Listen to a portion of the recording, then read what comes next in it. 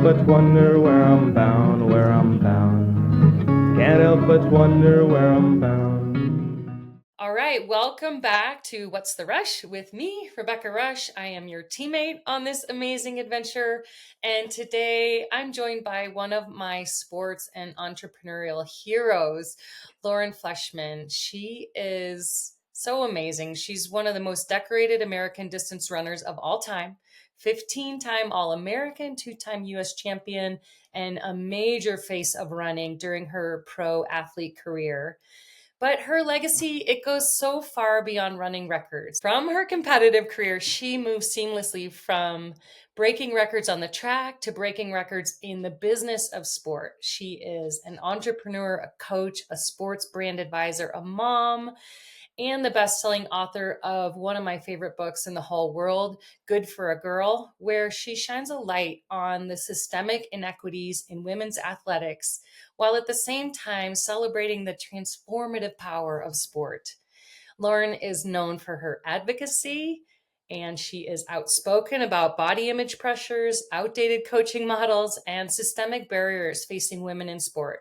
Her story is one of resilience, authenticity, and rewriting the playbook so the next generation can thrive on the track and far beyond the finish line. We share a lot of background in competitive sports, sports entrepreneurship, and we're both passionate advocates for women's equity in sports and business. So I know this is going to be a really vibrant, amazing conversation. Lauren, welcome to What's the Rush? Oh, thank you for having me, Rebecca. You've been a role model for me. It's really nice to hear that very generous introduction. Oh, I'm such a super fan. I flew through your book when it came out a couple of years ago, and I just resonated so much with it because running has shaped our lives. I don't know if you know this, but I found sports in high school, cross country running. Like that was my intro, and it really resonated with me in the early parts of your book, how you said you found a community of like people to hang out with and like Hmm. friends, and I felt exactly that way. And you also said you found like a way for your curiosity and your adventure to be fed and to feel positive about the strength of your body, and like that your legs would basically take you on these adventures and build friendships. And that is how my sporting career adventure started. I didn't plan to be a professional athlete. I don't think you Yeah, did. me either. But we really shared our genesis story of finding running. And so I kind of want to start there with you, um, finding that, spirit in yourself and like a little girl just going and playing and making friends. Can Yeah. you take us back to those I days? can remember it so clearly. I mean, I had a like an active neighborhood growing up, one of these unique neighborhoods that I don't even know, it doesn't exist where I live anymore. It's like 50 houses in a little neighborhood.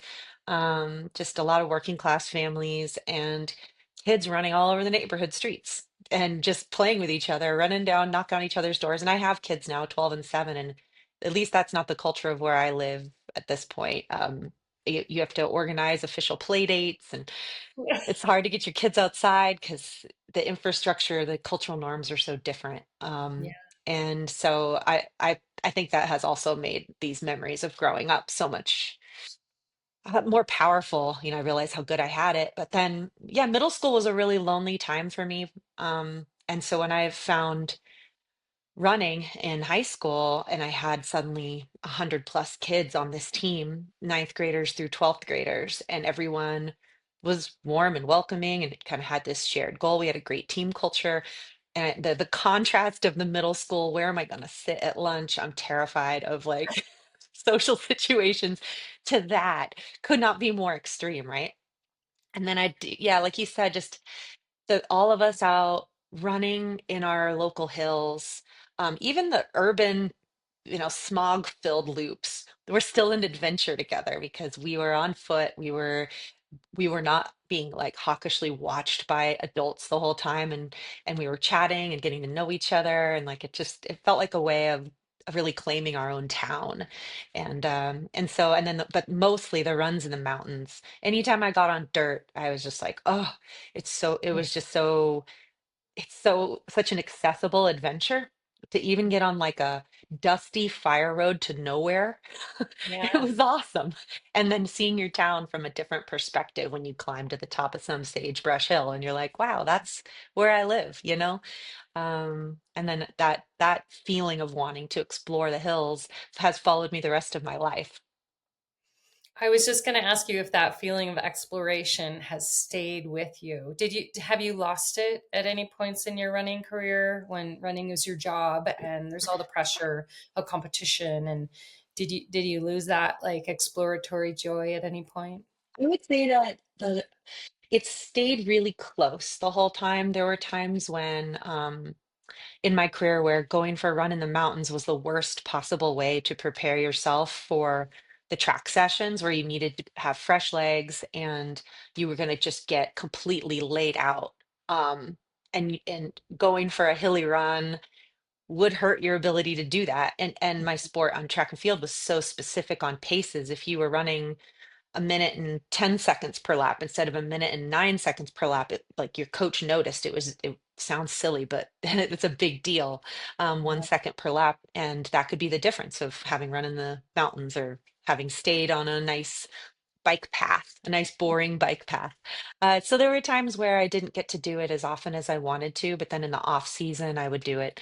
And then, but what never left me was like, and still to this day, when I'm driving on a road trip in my car and I see a road carved into a mountain, or I catch like a glimpse of a little piece of a trail, it may go to nowhere, it may go to some dead end street, but like my curiosity peaks and I'm like a part of me, the same childhood part of me wants to go explore it, like pull a car over Yeah.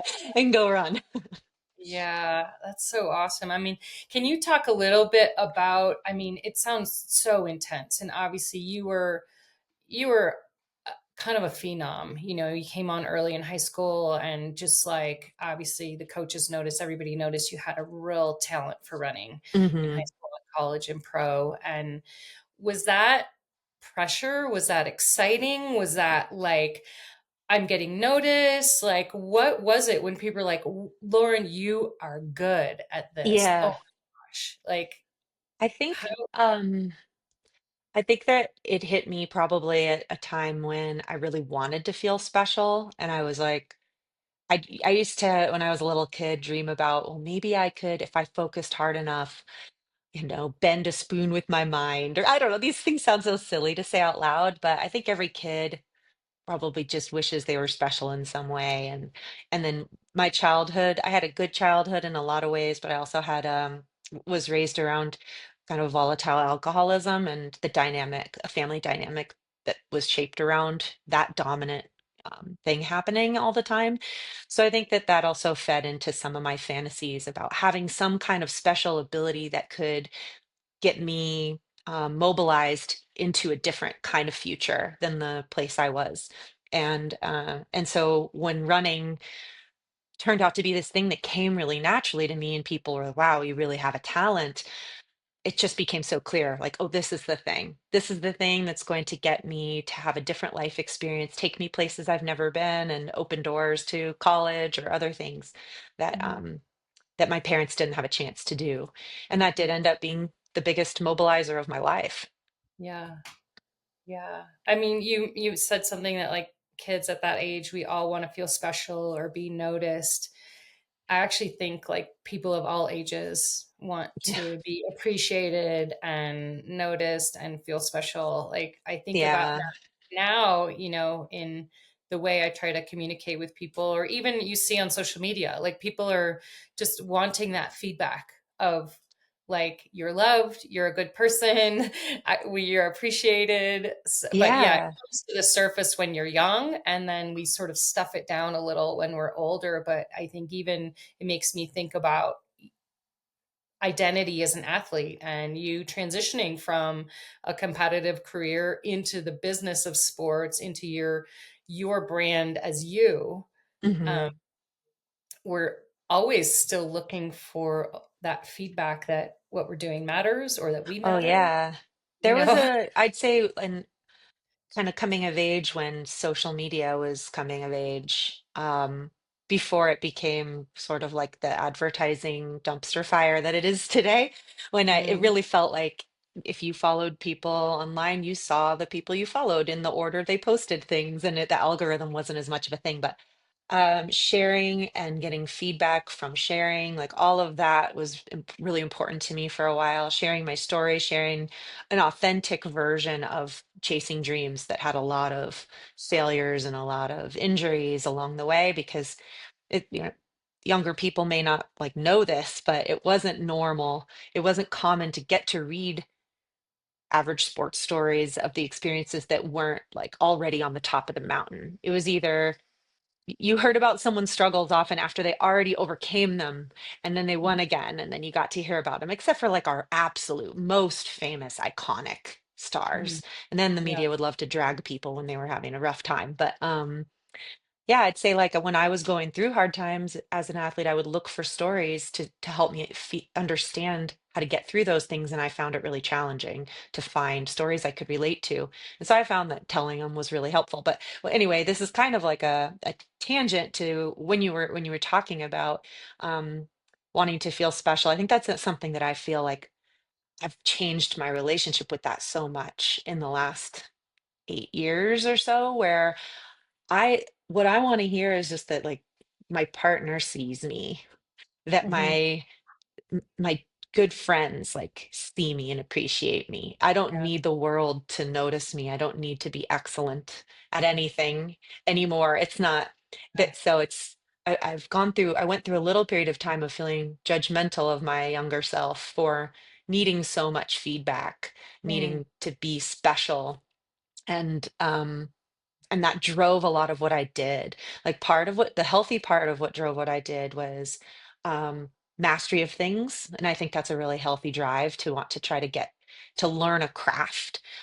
Yeah. But then the parts that were more about attention and approval, kind of the never-ending hamster wheel of chasing approval, those parts feel unhealthy to me. In retrospect, they were what Mhm. they were. But and now I'm like, yeah, I don't really need that the way I did. And but I do want to feel seen and special to the ones that I pour myself into and Yeah. love.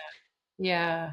100%. Yeah, it's a evolution and a maturing, and don't be so hard on your younger self, Yeah. because we're all, we're striving, and we're trying to figure out what we're good at. We're trying to, and I've had the same thing in sport of, and I read this in your book, like, oh, if I only win this thing or got this world championship or this national championship, then dot dot dot Mhm. something else is going to open. And yeah, you'll get contracts, you get support from partners, but it was deeper than that, I think, for both you and me, of like, you chase those things, that's absolutely the goal that you set forth. What does that winning get you? And it definitely evolves over time. And Mhm. so how do you look at your, when we read your bio and we read your records and we read all that, what do those mean to you now? Gosh, if Like you the national if championships, the records, like yeah. what have they led to? What do they mean now?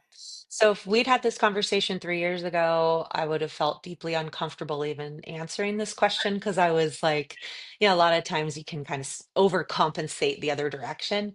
But I just Mhm. recently put a photograph back out on my by my fireplace of me racing at the World Championships. It's the only picture I have of my running career and that's visible.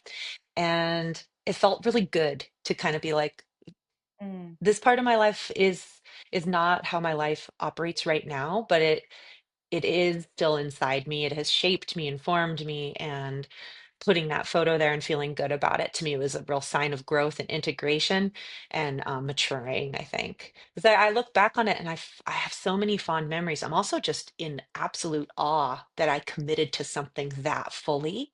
Like yeah, the more I move into the world, the more I realize how rare it is to be so singularly focused.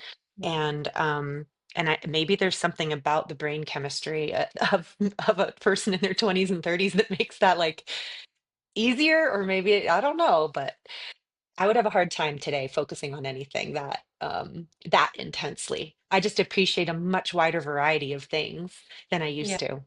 yeah.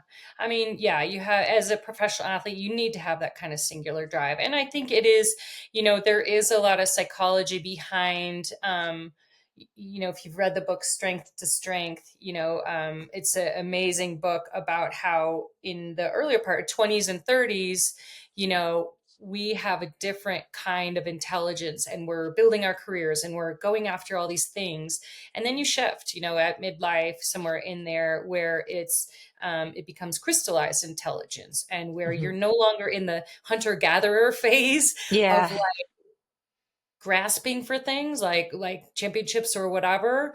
And then the second half, you take all that foundational work that you've done and it shapes into something else. Yeah. Uh, Well, in that case, I think I'm just right in the midst of the shaping. yeah, And yeah, I guess far enough in to be able to identify that something's happening. It's like when the mhm, cake just begins to start rising in the oven, and it's not quite a cake, but it's also not mush. yeah, It's not liquid.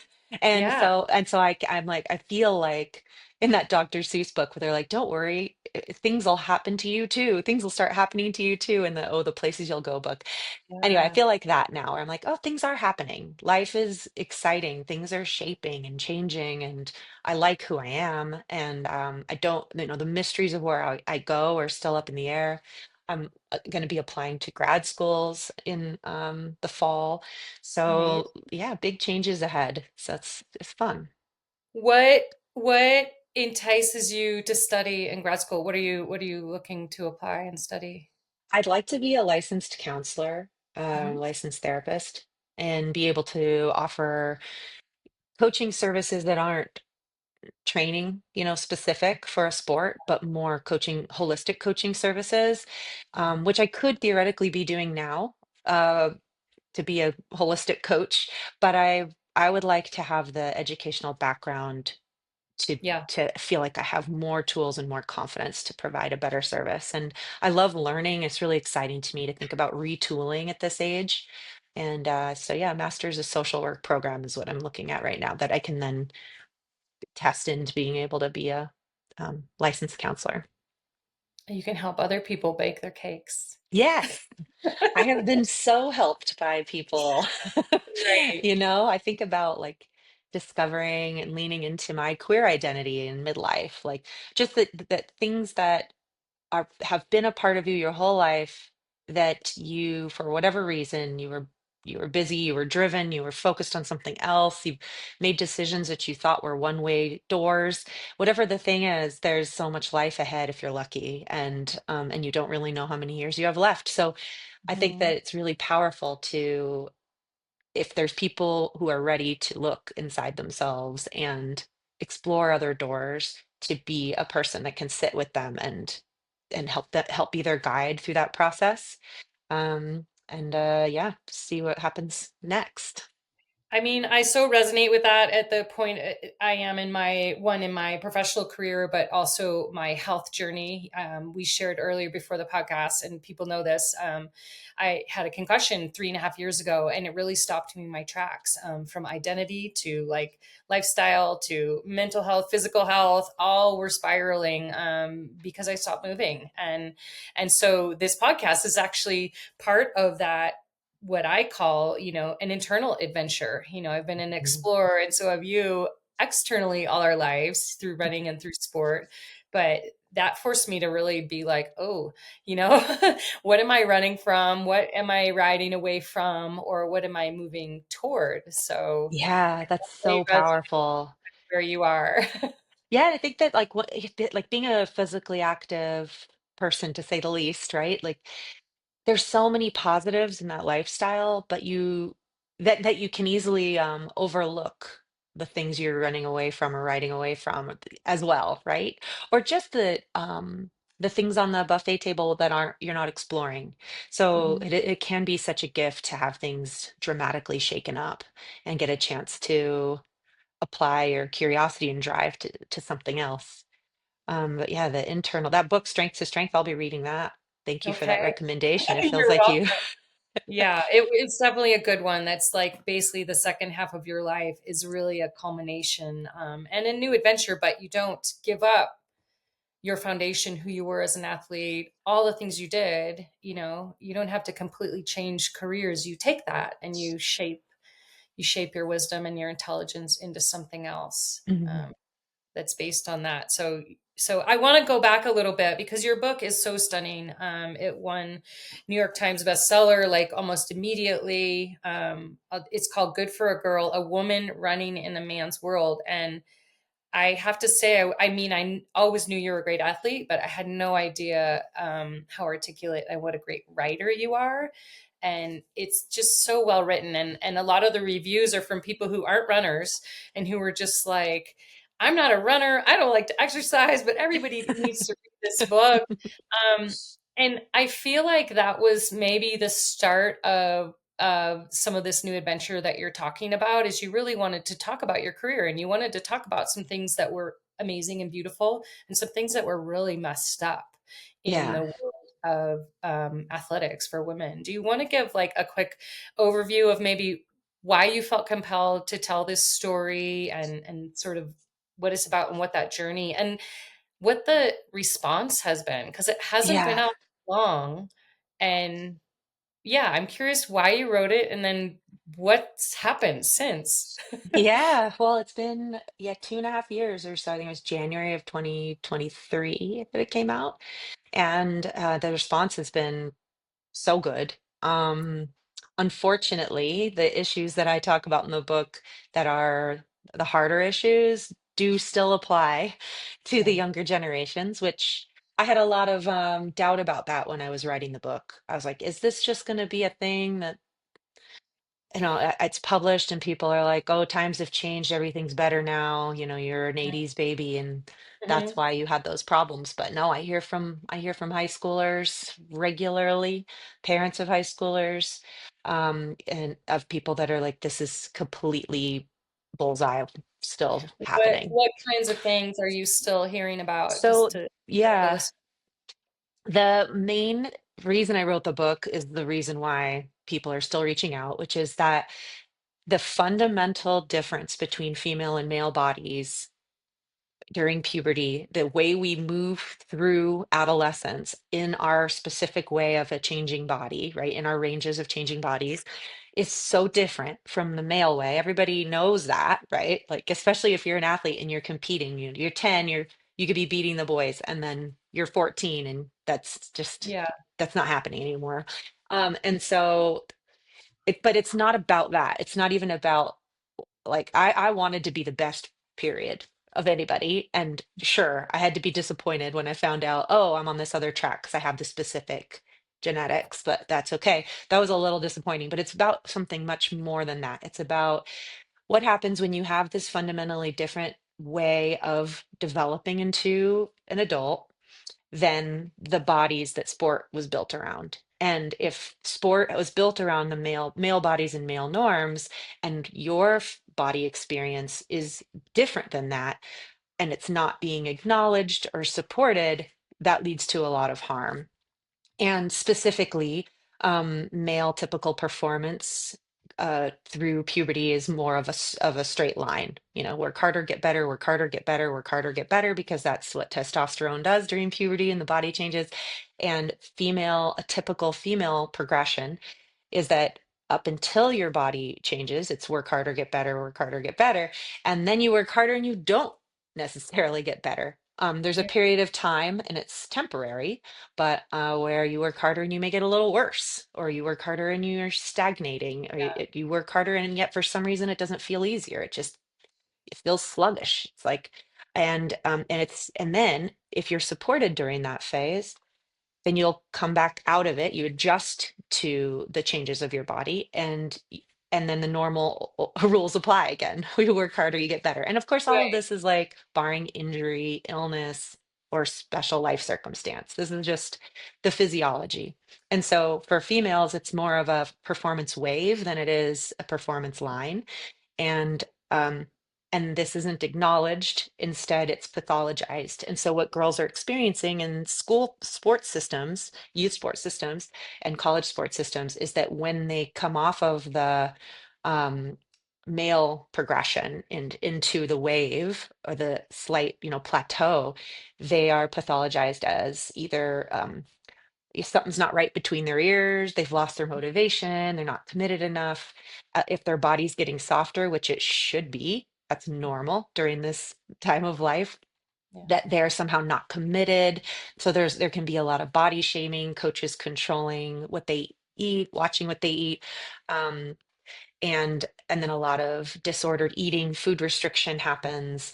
Even if you're not diagnosed with a clinical eating disorder, the way you relate to your body and the way you feel about your body and the way it looks in the mirror can just shift to negative, because it doesn't feel like it's working, your body's working with you anymore. It can feel like your body's working against you. And so really the main driver of my book was to educate people on this normal physiological pathway, so that we could support it instead of pathologize it. And then we could save, 65% of female athletes during adolescence develop disordered eating habits. This is across all sports, right? It's more prevalent in some than others, but it is not exclusively a running problem. So I really wanted to um, help prevent misinformation that can cause lifelong damage. And I've met so many people. I hear from young people, but I hear a lot from older people who say, if I had known this, it would have changed how I view myself Mhm. as a woman, like for the last 30, 40 years, that I've Yeah, been telling myself a story that isn't true about myself. there's the physiological damage of, bone density and stress fractures and all sorts of stuff. And then there's the psychological damage of, like, I'm not worth anything, and girls drop out of athletics at that age. And like, we know so much the power of, like, it's not about any medal, it's about how athletes form confidence in girls and friendships and resilience and goal setting. And like, I truly believe sport are, if I hadn't found sport in high school, like, I would have been really lost. And so to lose girls who just drop out because they don't want to deal with it, or they feel they're being shamed, or they feel bad about themselves, they Yeah, miss out on the magic that sport can build for people as lifelong athletes. And that's such a vulnerable time in high right. school. And it's Yeah. just so, the thing that was made me motivated enough to write the book, I'm like, this is so unnecessary. This is so Right. much unnecessary harm and pain and suffering and confusion over something that's entirely natural, where 100% of these girls are right on time. Their bodies are doing what they're supposed to be doing. And instead of interpreting the signs that they're seeing as, oh, my body's working, I'm growing into my adult body, this is good, because my adult body will be my strongest body. That's just a fact. The world records are not set by children, they're set by Right. adults, Right. and so whether you're chasing big lofty athletic goals or not, this is still the truth, right? Like, we should be feeling, I think, like a more positive feelings mixed in there with our bodies changes, and that felt like something that I could contribute to, before, and from the experiences that I had, the various roles I got to play in the sport, the rooms I got to be in the sport, the fact that I ended up studying human biology with an emphasis on women's health and athletic performance. It just kind of felt like all these pieces I had been putting together over the course of my life could lead to telling a succinct story that might help. Um, and it has felt really good that I think it has helped quite a few people. And it's a book that parents are grateful to receive as gifts if they have daughters, and coaches are grateful to receive, and a lot of female athletes, anyone that cares about them. It's such a great story, and I am going to reflect back to you. It is changing. I mean, maybe not fast enough for you because you're kind of a drive sort of a person, but these kind of conversations weren't happening, in 10 years ago, and they're Hmm. happening now. And so I'm curious what we're seeing in the groundswell of what you're seeing in women's sports right now, with cycling, with gymnastics, with running, with Yeah. trail running, records being broken. And what are you excited about that you're seeing in women and girls sport right now? Oh gosh. I mean, the cultural legitimacy of women's professional sport has skyrocketed, which is incredible. And that is very exciting. I think though that just because something is growing doesn't mean it's growing in a healthy, sustainable way, right? And so that's why one of the reasons I'm really glad that my book came out when it did, because there can be this tendency in feminism or women's sports or whatever it is, women's industry, that when we're trying to make up ground and reach a place of equity, we take the male model and keep comparing ourselves to it. And victory is when we match what they have, the way they have it. And that's just such a, I think, a like a short-sighted way and a mistake to as a way to look at it. It's very limiting. And because we are different in some ways, we really Yeah. need to be defining success on our own terms based on our own physiology and our own life cycle and needs. And so I'd love to see, I'm hoping that my book is part of the conversation that can help, like, I don't know, steal us into this, make us more determined to grow women's sports in a way that is truly beneficial to the people playing. Yeah. Yeah. I mean, we're seeing obviously huge participation numbers across all ages of women and girls in all sports. But and there may be that gap in the young girls coaching and the physiology, but there's also gaps in support. There's gaps in pay. There's Oh, gaps yeah. in, scholarships and opportunities for women and girls on all levels. And the media exposure and the participation is amazing, but and I see that, and I see it in cycling as well. What's still missing is, while there's participation and there's media exposure, there are very few women in decision making executive positions in a lot of these sports companies, Oh, yeah. especially cycling. I will say running brands are leading the way, at least from what I see, as far as women in the boardroom and in decision making positions. And I know that's an area that you're in as a brand advisor, Mhm. kind of in those conversations right now. What are you seeing in the sort of corporate decision making, sponsorship, dollarship place? Yeah, I would say that I still see mostly men in the top Hmm. decision-making positions, but I have seen a rise in the number of like kind of number two roles, Hmm. that there seems to be an industry-wide recognition that we should be having a woman in there somewhere. And that Yeah. didn't used to be the case. It used to be kind of the head and the assistant top people were men almost across the board. And then there are some exceptions to that. And so that's really exciting. But if you talk to, at least for me, when I talk to those women, they still don't feel, the ones that I've talked to, like it's it's totally equal now, or that they have Yeah. that they that the culture is still male dominated in those spaces. But I do think all progress is good. And I am lucky to be an advisor for a couple companies that have committed to really making it important to better serve female audiences. So I work with Strava and I work with Eternal. And I'd say that that feels like a change to me. Companies that are saying, hey, we want to go out of our way to do a major audit about how we run our business. Yeah. And, or in the case of Eternal, we're creating a new business for athletes and we want to start with a foundation of female athletes, like from the beginning, instead of later on being like, oh, whoops, we didn't make this for women. Let's Yeah. make it now. It's like, oh, okay, we're going to launch something and we're going to have a female specific focus from the word go. So those things are really exciting to see. I both you and I are impatient, and or we're striving for productivity to happen quickly. But I also have to reflect that generally our age group, we are really the first generation of female athletes. Yeah. I graduated high school in '86. I ran cross country. Became a professional outdoor athlete in various different things, rock climbing. Yeah, But you're a like, we're huge the pioneer. first generation though to do these things. And what I see and what I bet you see, like when I wrote my book, that was adventure stories, lessons in adventure, basically. And I got so many dads who were like, I'm giving this to my daughter. Oh my gosh, this is amazing. And so the next generation behind us, your kids, are going to be the ones in the boardroom. And I just wish it didn't take, generations for it to happen. But I Yeah. have to reflect that we're the first generation, our parents didn't really do sports. I mean, they maybe played tennis or, Yeah.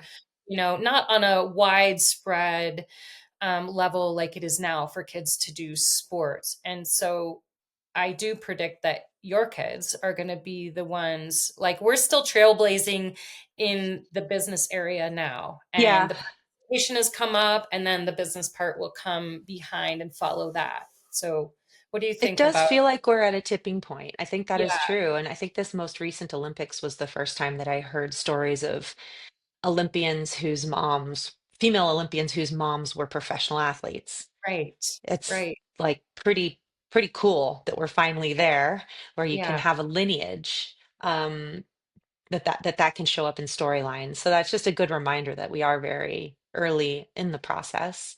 And I yeah. do hope it's different. I think, of course, there's a part of me that always worries, right? Because outside of sport, we have kind of a like a the manosphere. There's like a pushback. Like Yeah. there's a pushback happening and a movement on that side of things that is m- pushing things backwards, and it's unclear how powerful that movement will be.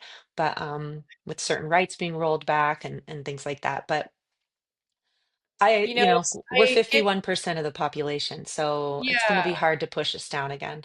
Right, right. And I too get disheartened with some of the things that are going on in our world. And I keep returning to, like, well, what can I do? And Mhm. I firmly believe, I think you'll align with this, is that sports are a uniter and an educator. And even like that, those kids in high school that like found friendship through running, and learned so much through being in sport, that's part of my advocacy right now, is get as many people as I can outside in nature, running, biking, doing whatever, because I don't know what else to do. And that has been such a powerful educator for me. So that's sort Yeah. of the mission that I've taken on, is to I get mean, people outside moving. that's a good one. Another book I would recommend for people who also care about this issue is Take Back the Game by Linda Flanagan. It's about just talking about when we talk about participation numbers, there's actually like a more complex story happening that I learned from her about how the privatization of youth sports, and the gutting of parks and rec systems and public sports has changed the way participation looks, and and the cost, of playing youth sports is much higher than it used to be. So there are still kids playing, but who's playing, and Mm, who's being left behind, and with sports, these kind of professionalization of youth sports, yeah. it makes it harder to keep your focus on the holistic well-being of the kids playing. There's the disappearance of the multi-sport athlete because of it. Um, you know, that all those things I think are important for us to kind of be aware of, and a lot of times we can take direct action on our local ballots of funding our parks and rec systems, of making sure that we have robust, affordable, accessible sports for our kids. Yeah, that's a really big topic, but you're right. People aren't, like you said, your kids aren't going out and just playing, in the yard and running around the neighborhood with their friends. Like, that's what Yeah. we didn't have play dates. We just like went outside, and we were like, be home before dark hmm was sort of, Yeah, where you yeah. could do pickup soccer in the park. And I mean, I'm sure there's places where that does still happen, but Mhm. it is like culturally, there has been a massive shift away from that, due to fear, a lot of it unfounded, different parenting than people used to have. Some of that is good, some of that is not. And we're still figuring out where we should land when it comes to how protective we should be of our kids, and how much we need to let them be unsupervised and experiencing the world and making their own fun and trouble.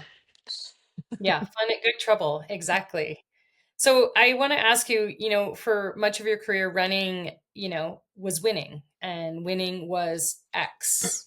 And then I'm Mhm. curious now what running is to you and what winning is to you now. And Oh are they gosh, that's related? such a Are they great question. intertwined? Are they, I know running's your lifestyle, but like, how is Yeah.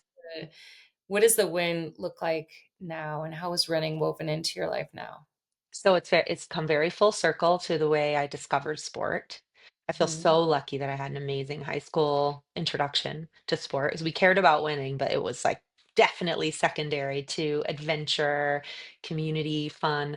Um, right now, for me, uh, what the way I like to enjoy running is to definitely with friends. I know there's a lot of individual people out there that love their me time. I'm not one of those people.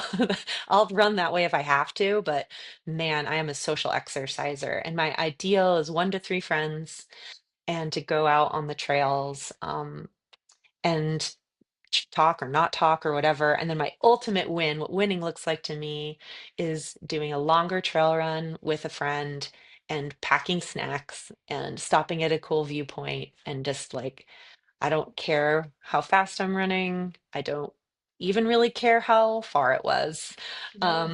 And just like, yeah, probably an 8 to 12 mile run and with a nice viewpoint and good snacks. And that'll feed me for a week or two, Yeah. honestly. Is that a daily part? Like, how is it fitting in daily? And what if you don't get your run with snacks? And Oh, what do so you do? I don't need to exercise every day anymore. I probably run on average 3 days a week. There Mhm. are weeks that go by where I don't run at all, but I try to keep those few and far between because then running hurts more when you do it. Yeah. Yeah. But I found if I run 2 or 3 days a week, it is fresh enough in my body that it feels good. And then I'm ride my mountain bike. I love mountain biking so much, arguably more than running right now for the last 10 years.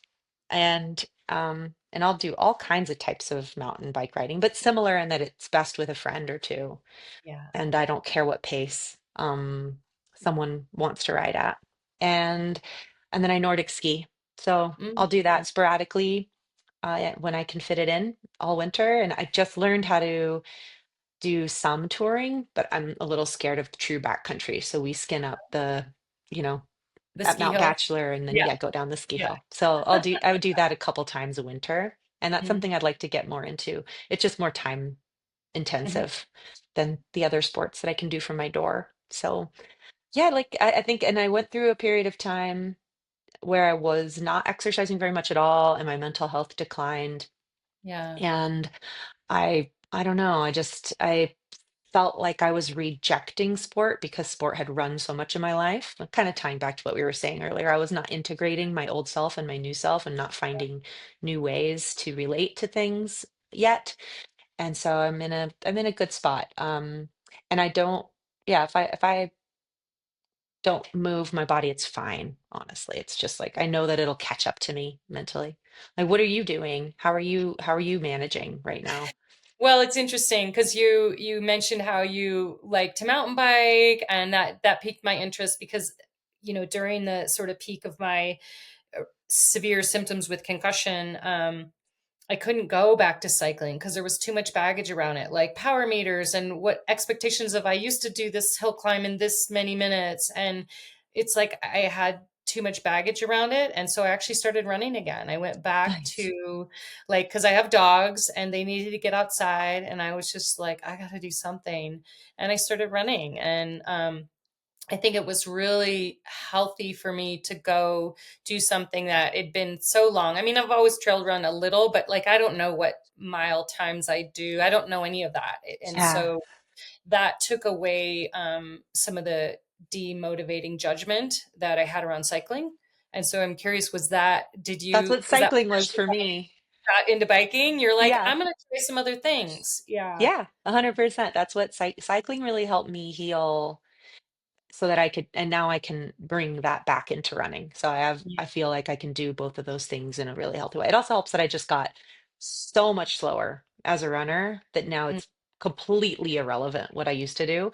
But there is Yeah. that awkward period of time where you're watching yourself kind of like you can Yeah. almost touch what it was before, or but yeah, it's behind me now. Now I'm moved on. But yeah, cycling was it's so fun. And for a hot minute, I was like, oh, I can get better at this and better at this and better at this. And I was like chasing Strava segments and stuff like that. And Mhm. then I just realized that I liked doing it with friends more. I'm not going to become a professional bike racer at this point. And so Yeah. like I'll push myself now and then because it's fun to push myself, but other than that, I Yeah. want to be with my friends and it's more about like, oh, what route can we put together that takes us to some really cool climbs that are challenging Mhm. but fun, and then like where's that fun rocky descent, and just doing it like Yeah, it that. takes a while, I think, as a pro to reshape your relationship with all of that. I'm curious if you don't mind diving into that period where you lost sport and you lost your activity and your mental health declined, because I can definitely relate to that. Do Oh you mind gosh. sharing about that Yeah. Well, it started actually with my pregnancy with my second kid. period? And unlike my first pregnancy, I couldn't run with my second pregnancy after 14 weeks. So I felt terrible every single day of that pregnancy. And there was no diagnosis. So, the doctors were like, I don't know, just take it easy. And, but I had never done that. I'd never been completely Telling you to take it easy. sedentary. Yeah. Yeah. And even walking felt bad. My heart rate would be 140, just like standing around sometimes Mhm, doing nothing, which is what my heart rate would be on a run. So mhm, it just felt this exhaustion. Being awake was exhausting. And then that led to a mental health decline. And then I experienced pretty severe depression. I had thoughts of suicide. I mhm. got on a medication, then a different medication, and then those This helped. was during the pregnancy or post? This was post. Yeah, it Mm, wasn't postpartum because it like started during the pregnancy. And actually, I had a boost of good mental health for about 3 months after my daughter was born. It was like the hormones changed in my body, and I had my body back to mhm, myself. And I was, I had a baby before, so I wasn't in that overwhelm of, oh God, what do I do? Like I knew what to do. So there was a mhm, little boost of confidence and positive mental health for a few months, but then it just declined again. And yeah, I didn't enjoy being around my children. I look back at pictures of that time and I just look like dead-eyed, and I'm like, oh, I feel so bad for me at that time of how I was just hanging on. And so I have a lot of sympathy for people that have a hard time getting out of that, because you'll hear people say, oh, you just need to exercise, like move your body, it'll help. And it's so hard to move your body when you're depressed. And yeah, so I actually, what helped me was medication, but then also that wasn't enough. I read Atomic Habits, mhm, and there was this part in there talking about, I think it was aimed mostly at people who were overweight and trying to start a running routine. And he talked about forming that healthy habit is about frequency is more important than how long you're out there. And so set a really, really, really small goal, but do it frequently. And so my goal was a half a mile, and I either was going to walk it or run it. It didn't matter, but I just was going to move my body for a half a mile a day, and wow.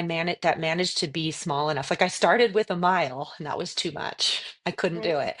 Half a mile ended up being the sweet spot because I could walk this loop around a couple blocks of my neighborhood once, and that would count.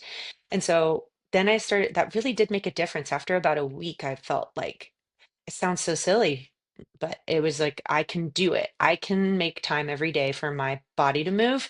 And then once I believed that I could do that again, then I could start stretching it out very gradually to a mile. And then eventually I got to 20 minutes. And then once I got to where I was able to run about 3 miles, run or walk it, I felt like, okay, I'm starting to feel better. Like I have some momentum behind me. And it wasn't like overnight I felt mentally well, but I was over the hump, and I had the habits in place so that I could build upon. it's so important for people to hear that professional athletes go through a period where they can't get out the door. Like I've explained very similar to other people. Like, well, you just need to get out and do something. You just need to go ride your bike. I'm like, I know what I need to do, but I can't make myself do it. And I don't know why. And that's really scary. And I don't know who this person is anymore. Yeah. And so our stories are so similar, which is reassuring to me, but I think to everybody who assumes that, oh, you're always motivated. You're a pro athlete. You're a former competitive athlete. Like you don't struggle with mental Hmm. health or issues or overwhelm or stress. And it's pretty crazy to hear that both of us have gone through Yeah. that similar, and both of us dug our way out in the same way with just slowly moving. I think my dog saved my life because they had to go outside. And I Yeah. would sometimes go walk to the end of the street and go sit under this tree and not really walk them, but I would go You, outside. that resonates. There's a bridge that I had stopped on so many times. And I was just like, oh God, well, I made And it like out of the the lights house. are out, I'm sitting under a tree trying to meditate, trying to breathe. But yeah, those small baby habits um definitely help us claw our ways back out. And honestly, it's a it's not to say we either of us won't have that issue again. We might. It's true. But one thing I'm really glad for is that I know I can do it. Yeah. I know I Yeah. can do it, and I know, and I never would have imagined before having that experience. I couldn't imagine what it felt like. I couldn't relate to people who couldn't find the effort, the motivation to get out the door. I just couldn't relate. And so I for sure was a more judgmental person, and I just not I couldn't connect. And so I'm so grateful I had it, not just for myself to know, hey, I can do that if it comes down to it. I know I can do that again, but also that I can connect with other people and be a lot more compassionate, Yeah. and empathetic to the range of experiences. Nothing is as simple as I thought it was. And isn't that wonderful to know? Yeah, and yeah, how you can be more compassionate and understanding because you've gone through it, but also how movement and community is the way out for Yes. so many things. Going on a walk with friends, and maybe it sounds cliche and small, but there's so much power in like meeting somebody for a walk or a run or a bike. It happened to me just this last weekend. The neighbor's like, let's go on a ride. And I was like, I don't want to. And I went with them and I'm so happy I did. Yeah. You know? I was just thinking that, like, if someone has someone in their life that's struggling, Yeah. um, they offer to go on a short walk. Like, it doesn't have to be an ambitious distance. It's probably better if it's not. But just that would have made a big difference to me, I think. Yeah. But the problem with depression is that it can be a bit of a social repellent, Mhm. and a lot of us don't make it easy to support us when we're depressed, right? At least I didn't make it easy, but I think I would have responded to that. Do you feel like because you're such a strong, accomplished, entrepreneur, athlete, author, that people maybe felt like you didn't need any help? Yeah, that was for sure. Or did you Worked. repel people because you're like, I got this, I'll just work harder, I'll just figure it out? I think it Or was a mix because there were people that texted to check in or called, and I didn't let anybody. I mean, no one offered the specific thing of a walk, which is silly, but I think that would have been something I could have been talked into, but I would have had to been kind of bullied into it, to be honest. yeah, yeah. Yeah. And it would have been good for me. But yeah, I think I hyper independence, some of that ties into my childhood. Like, the only one that can get me out of this is me. And Mhm. so I carried that through that experience a bit. Yeah, I think it's often the people that don't seem like they need help when they don't take it or ask for it. That was definitely my part of my issue. And or your friends are, they don't want to necessarily bully you but saying you should go do this isn't really a solution oriented option. Yeah. Like, hey, I'm showing up and we're going. Yeah. Um, maybe a better strategy. Well, I had a Uh, friend that had a really good strategy. When she was going through a divorce, like one of her best friends would say, "Hey, I need you to help me at Home Depot. I'm picking you up. When can you go to Home Depot with me?" And then would take her would take her depressed friend to just walk the aisles of Home Depot to buy whatever trivial item that the friend made yeah, up that she needed. Because sometimes we don't have the energy to help ourselves, but there's still a little part of us that's like, oh, well, they need my help at Home right. Depot. Yeah. Yeah. I love that. That's a great idea. So, Lauren, I really need some help. I need you to come ride bikes with me, Yes. is basically my ask of you. I would love to ride bikes with you. Well, We can't bring a GPS. That's my no, only rule. no, that's fine. I actually, my ride with friends, that was just yesterday.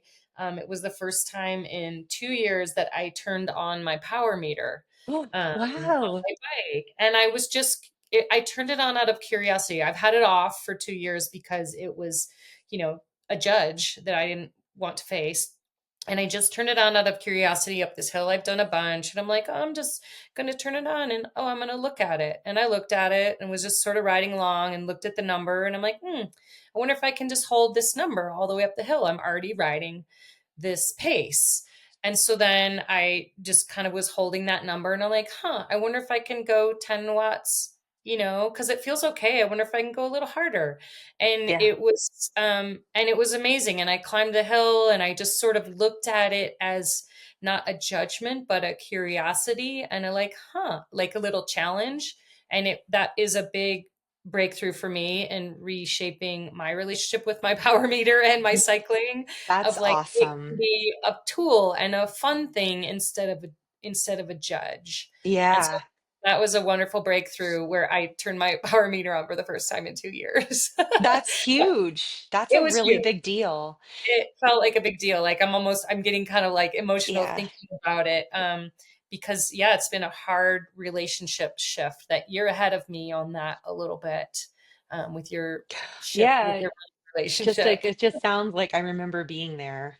Yeah. And I don't know if you mind if I encourage you to try one of the companies that I work with.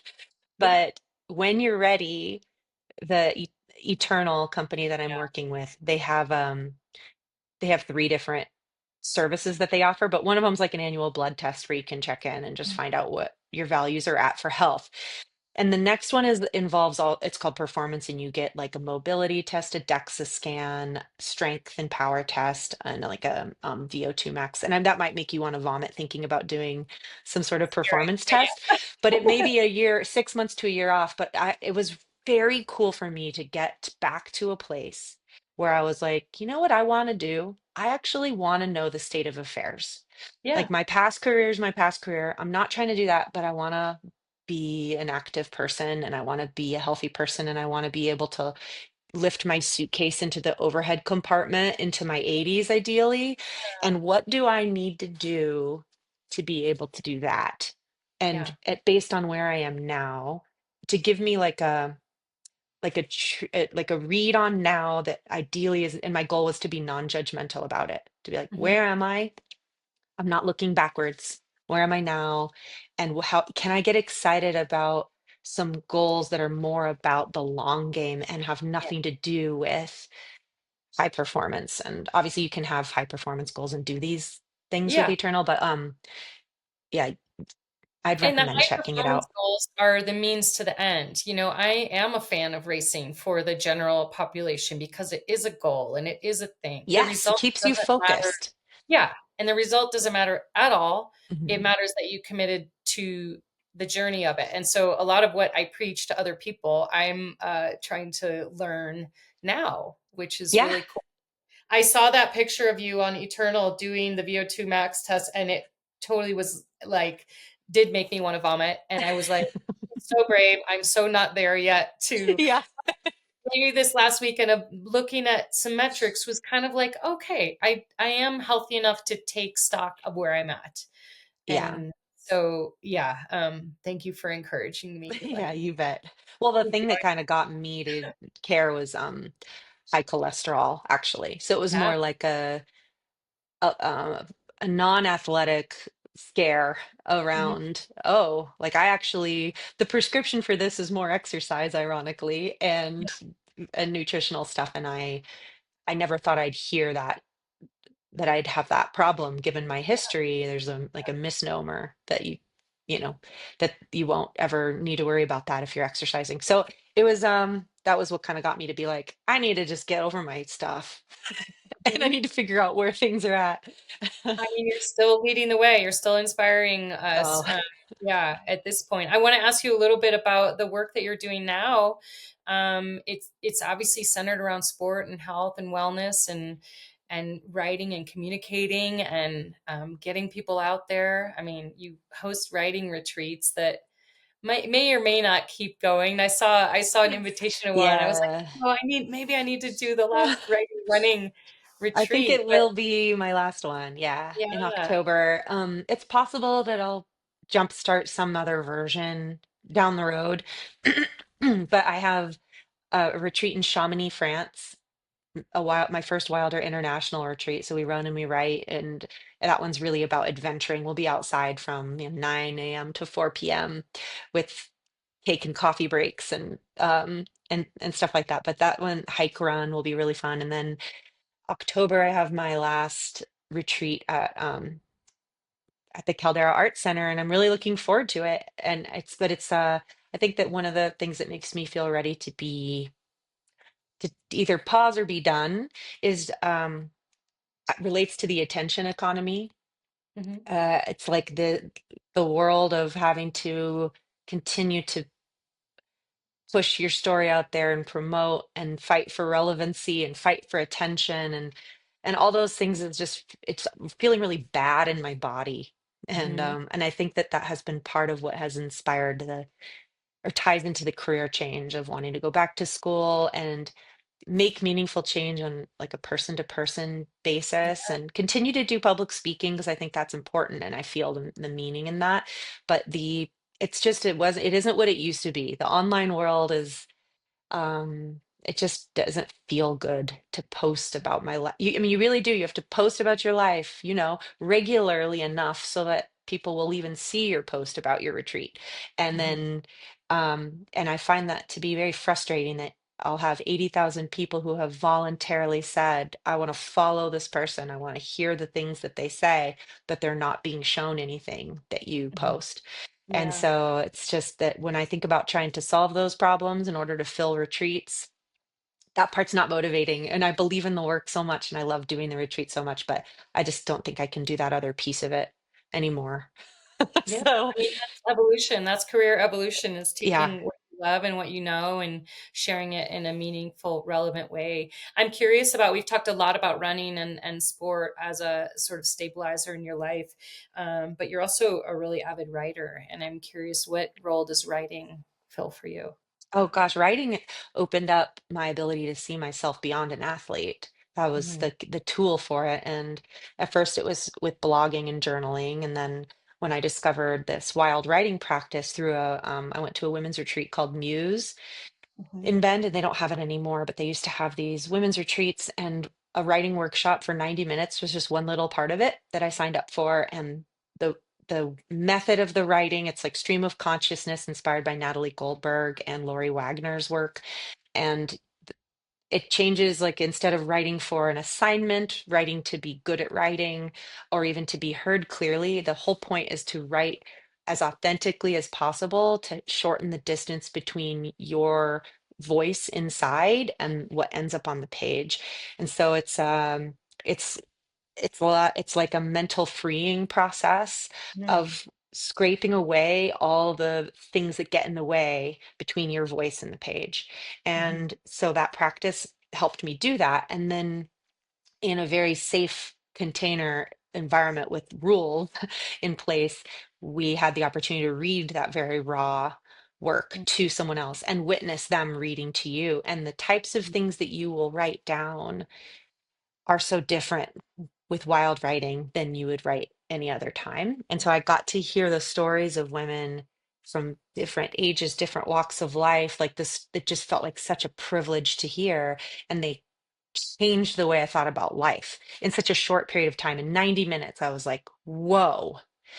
And so I thought I have to figure out a way to do more of this and to do this with the running community. I loved running camps. And so this was Yeah. like, oh, let's make a running camp, but a running camp with wild riding in it combined. Oh my gosh, it's going to be incredible. And they have been. I've been doing them for 10 years and they're amazing. And there are still spots left in October if anyone wants to come to the Wilder retreat in Oregon. Um, and yeah, it's beautiful. So I'd say that I still use it as a way to tell the truest story. It was a Yeah. big part of how I wrote my book. It would help me catch myself protecting myself, writing around a thing, writing above a thing, and to just Yeah. get into the heart of the thing. Yeah, I mean, your writing is beautiful, and I love that concept of it's basically like a journaling, Hmm. practice, but you might put it out into the world, and Yeah. instead of having all those sort of barriers and shields around ourselves of what we're going to put out there. You know, the very first episode of What's the Rush, I asked psychologist Michael Gervais, who works with all sorts of athletes. He's amazing. And he talked about the three best ways to get to know yourself are journaling, meditation, and conversations with interesting people. And I was thinking about that, how it's like personal reflection, but then getting your ideas out and sharing them. Like you said, listening to those other women share their writing. So it was like all of a sudden it was your thing, but you opened yourselves up to people around you that you may never see again. But I was really reflecting on those three things the other day of like it's internal and getting your voice out, but then making sure you're having conversation about what's important to you. Yeah, it is. That sharing part is really can be intimidating for people when I tell them about Wilder, and it's always optional. You don't have to do it, but I will say it's the best. It's the mo it's the most juicy part of all of it. And I wish that, like I said this to you before we started recording, but I wish we could all read each other's memoirs, that we would all write our stories and that we would share them with our friends. And my friend Nicole was the one that first said that to me, and I was like, you're right. Like, imagine if we got to hear each other's true stories, even people we've known for a lifetime. It's just Yeah. it's different when you let them in. So I always Yeah. encourage people to write their stories, even if they don't think anyone will ever read it. I was just going to say that we think, oh, I don't want to brag or I don't want it to be about me or da, da, da, da. But it's not. It's just like letting somebody in, Yeah, really. that's Um, it. And then when you when you let someone in, then and you're even it's not even that. It's like when you model um ownership of your life in all its warts and beauty. I mm, think it gives other people permission to do the same. And it's like, oh yeah, like that is I'm moved by reading yours. Like there's beauty in mine. Um as well. And so, and I think a lot of us are trained to kind of be humble and focus on others. So it's a good exercise to be like, hey, this is your life and you've been living it. Claim it. I love that, modeling with all your warts and beauty. Like, that's so awesome. So you've already kind of answered this question a little bit, but in the theme of What's the Rush podcast, and the genesis of this adventure, I'm curious in your life as we wrap up, what are you trying to slow down, remove, Mm. edit at this point? Um, I am trying to spend more time slowing down and thinking of what I actually want to do. And I have spent a lot of my life due to my childhood and around addiction. I've spent a lot of my life being good at tuning into what others want and how others feel. And I'm so good at that. It makes me a good partner and a really good friend and makes me very conscientious. But I have a history of blowing right past what I actually want or how I feel. And it's been disorienting and a little disruptive to my relationships to be spending some energy going, what do I want? And it's Mhm. awkward to say it out loud and to take up a little bit more space in that way. But I believe that it's the way, it's the way to really living my life all the way. So that's what I'm focusing on. That's amazing, Lauren. Thank you so much for this conversation. I could talk to you forever. And gosh, I look forward to a bike ride or a run or a writing exercise with you sometime in the future. Hell yeah, let's do it, Rebecca. Okay, we're going to Thank do you for it. the work you're doing and you continue to do. Well, we're in this together, right? Yep. It's a long and dusty road and a hot and heavy load. Folks I meet ain't always kind. Some are bad, some are good, some have done the best they could. Some have tried to ease my troubling mind. And I can't help but wonder where I'm bound, where I'm bound. Can't help but wonder where I'm bound.